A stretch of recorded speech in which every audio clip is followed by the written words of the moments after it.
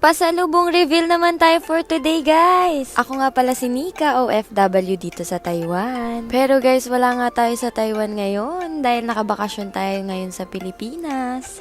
Syempre, hindi naman pwedeng paiiyakin lang natin sila.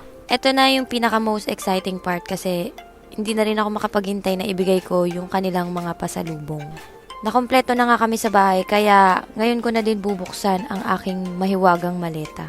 Itong mga panahon na to, hindi lang mga kids ang mga excited. Pati yung mga isip bata kong kapatid excited din. Yan, una ko nga binigyan yung mga pamangkin ko kasi mahilig sila sa sports kaya badminton at saka volleyball yung binigay ko sa kanila. Sumunod naman yung kapatid ko, binigyan ko ng Nike na sapatos. Tapos yung kapatid ko ding isa, Nike din na sapatos yung binigay ko. Yan, tuwan-tuwa nga sila ng mga panahon na yan. No? Ang ingay nga talaga namin ng mga panahon din na yan. Tapos, syempre, yung tatay ko, Nike din na sapatos yung kanya.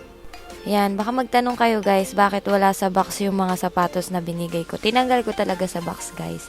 Kasi ayan yung panahon na uuwi na ako sa Pilipinas. Doon lang din ako bumili ng sapatos. Ang galing, di ba?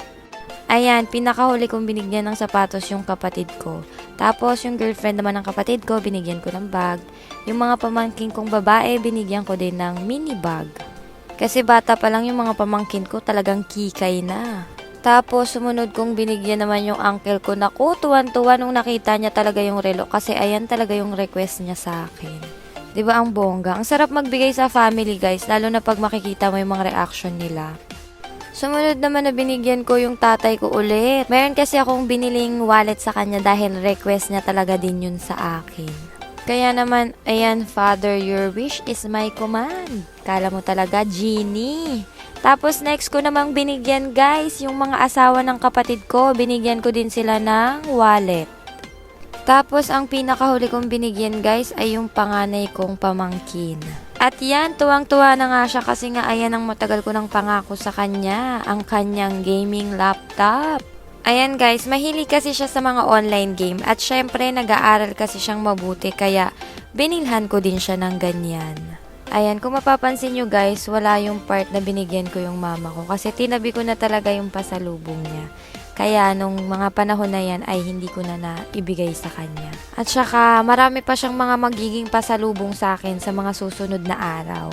So abangan nyo na lang yun guys.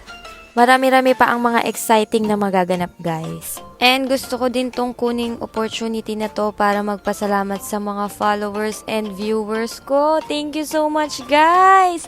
Solid talaga kayo! Thank you talaga guys sa pagmamahal nyo sa akin. Mahal ko din kayo. Super. So ayan nga pala yung mga pasalubong ko sa kanila guys. Kung mapapansin nyo, wala akong mga chocolate na dala. Wala kasi dyan talaga yung mga chocolates guys kasi nasa balikbayan box. Nauna nga pala ako sa balikbayan box ko. So, pagdating na lang ng balikbayan box, mag-a-unboxing din tayo. So, tapusin na natin dito guys, saan mang panig kayo ng bansa. Thank you for watching mula dito sa Pilipinas. Be positive in life and always choose to be happy!